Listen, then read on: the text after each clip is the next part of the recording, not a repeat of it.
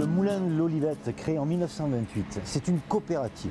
Tout à fait. Quel est son fonctionnement? Donc c'est chez nous 3000 adhérents qui sont capables d'amener des apports allant de 10 kg à 120 tonnes, qui se sont mis en commun pour créer un outil de production. Cet outil de production leur est dédié. Le seul visé de la coopérative, c'est de rémunérer au maximum cet adhérent. On essaie de ne pas faire de bénéfices, juste d'écraser nos coûts avec nos produits. Le reste, c'est pour l'adhérent. Le circuit de l'olive, de son arrivée à l'huile d'olive. En 1 heure de temps, vous arrivez dans le monde de l'école à transformer une olive en huile, en passant par du lavage, du broyage, un malaxage pour permettre l'extraction des micro-gouttelettes d'huile contenues dans cette olive. Ensuite, on a une partie qu'on appelle le décanteur qui vise en fait à séparer les phases. On arrive à capter d'un côté l'huile et de l'autre côté l'eau. La dernière étape, c'est la clarification de l'huile pour obtenir une huile de première qualité en n'ayant ni rajouté d'éléments chimiques ni naturels. C'est de la pure extraction d'huile, pas de pasteurisation, pas de conservateur. C'est le plus pur jus de fruits imaginable. Le produit phare ici, Grégory, c'est l'AOP Haute-Provence. Irrésistible.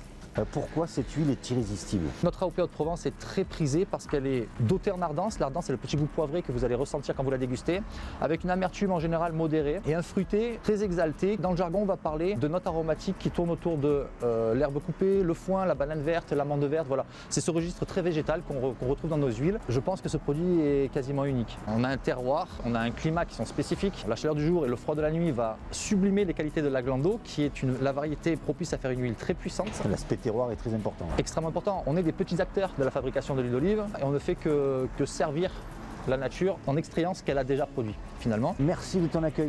Merci à toi pour ta visite et regarde, je te fais cadeau de ces deux petites bouteilles. Merci beaucoup, à bientôt.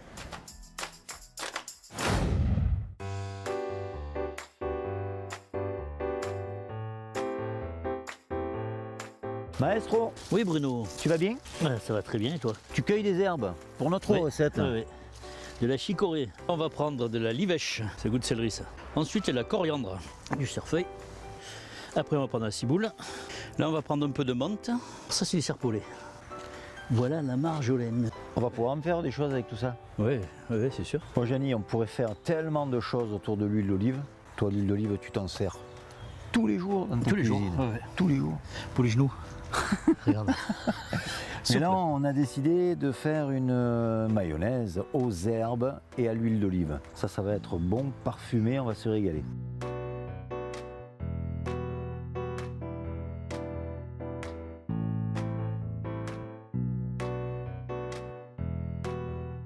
On va réaliser une Mayonnaise. mayonnaise. On clarifie l'œuf. Voilà, moutarde. Un peu du sel, un peu de poivre. Un peu de jus de citron. C'est parti. Je ne sais pas si vous avez vu, mais l'huile, je l'incorpore petit à petit. Hein. Je ne m'amuse pas à prendre ça en même temps, hein, sinon elle va trier. C'est ça. Moi, je croyais que tu la voyais pas là-bas. Il n'a pas mis ses lunettes. Ah ouais, je la vois. Il la voit pas. On a trouvé du pain, du bon pain. Ouais. Donc on va couper les tranches. Oui. Et on va faire des tartines. Un petit peu de chicorée. On va avoir quelques légumes alors. On a un petit peu de chou-fleur, on a encore quelques petites tomates cerises. de la betterave jaune C'est de la betterave jaune. et un peu de carotte, Un peu de poivre. un peu du sel. Une dernière goutte d'huile Ouh, j'aime ces tartines généreuses. On se dit à bientôt. dans les toquets du sud.